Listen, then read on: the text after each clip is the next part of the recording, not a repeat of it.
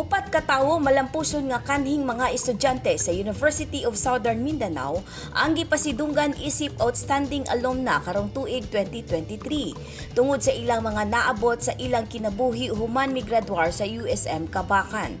Ang upat ka mga Gipasidunggan nahimong mga eksperto sa ilang napiling kurso ug dako ang ilang kontribusyon sa NASUD nga nakapalambo sa teknolohiya, siyensya ug sa research.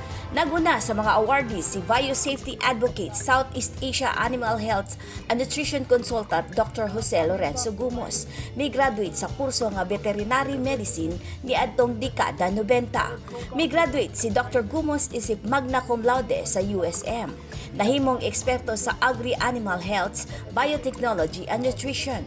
Giila si Dr. Gumos isip Outstanding Alumna for Research nga usa karon kabantog nga veterinarian.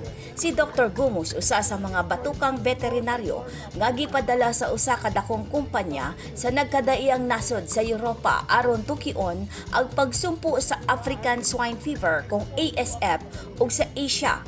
Sa iyang nadawat nga positive move, nagpasalamat si Dr. Gumos sa komitiba o sa administrasyon sa University President Dr. Francisco Gil Garcia sa pagtanaw sa iyang mga nahimo og naghanyag og pagtabang sa pagduso sa mas daghang pagtuon og research og testing kalabot sa pagpalambo sa kursong veterinaryo og animal science sa universidad. It will always be two ways. First is it's humbling and at the same time motivating. Humbling because I was just earning a living. Naganap buhay lang man ta.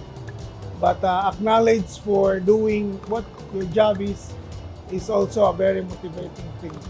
So I hope I can be more so that I can give more. Isang simpleng estudyante ng USM. I'm actually a provinciano.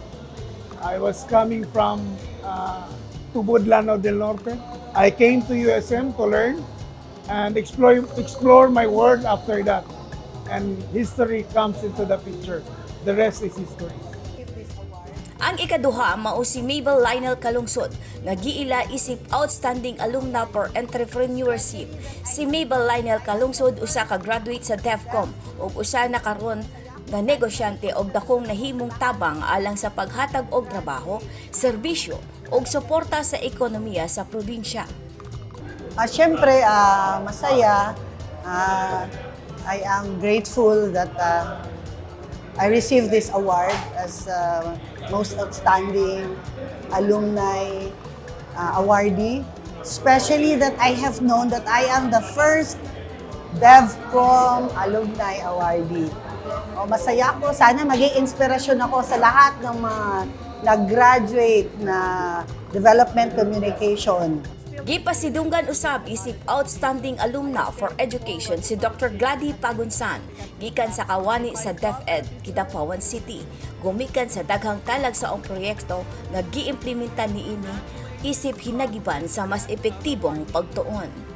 I am deeply honored and humbled to receive this prestigious award, being the outstanding alumnus in the field of education. And I would like to thank the USM Alumni Association for giving me this award. The legacy and the commitment that the university has instilled in me when I was here in the College of Education, I have carried it forward in my field and making a significant impact in my job as a teacher and in the community that I am living in. To the USM Alumni Association, from the bottom of my heart, I would like to say thank you very much for this prestigious honor. God bless everyone. One USM. Si SUC President Dr. Augie Fuentes ang pinakaunang appointed president sa Davao del Sur State College, gumikan sa mga inisyatibo nga nahimo niini, gipasidunggan usab isip Outstanding Alumna for Extension. Matud pa ni USM President Garcia, padayon ang ilang pag-ila sa mga outstanding alumna gumikan kay nagapamatuod kini sa kalidad sa edukasyon nga ginahatag sa universidad. Niagi kini og makuti nga proseso kay adunay kriteria nga gisubay ang komitiba. Nagatuo ang University President nga mahimo kining inspirasyon sa mga estudyante sa USM ug sa probinsya mismo. Ginalauman ang pagpahigayon og mga research and testing ang Probita Company ni Dr. Gumos ug ang USM pinaagi sa usa ka Memorandum of Understanding.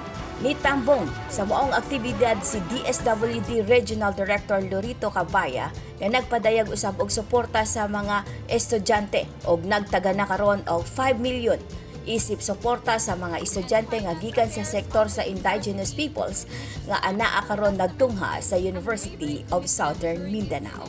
Esther Amores Roque, Newsline Philippines, Cotabato Province. Stay safe.